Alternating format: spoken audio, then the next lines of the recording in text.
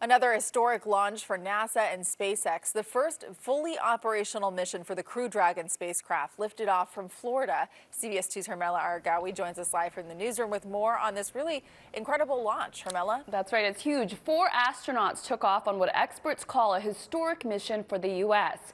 At 4:27 our time, we watched as SpaceX's Falcon 9 successfully launched into space. Dragon, SpaceX, go for launch. 3, 2, 1, 0. Ignition. Liftoff.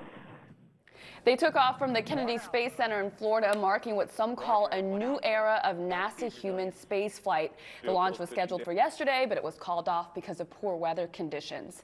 The mission is the first operational flight of the Crew Dragon spacecraft built and operated by Elon Musk's SpaceX. The launch is a huge step for the U.S., which has been forced to rely on Russia for flights to orbit for nearly a decade. The 4 astronauts on board are 3 Americans and 1 Japanese astronaut.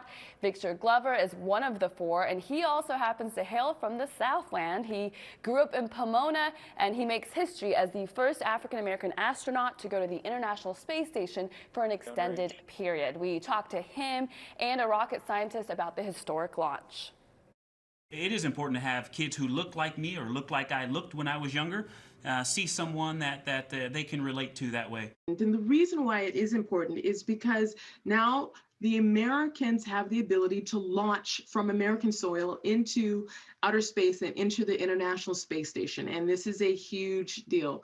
We're going to look back 20 years from now and recognize this day as a groundbreaking moment.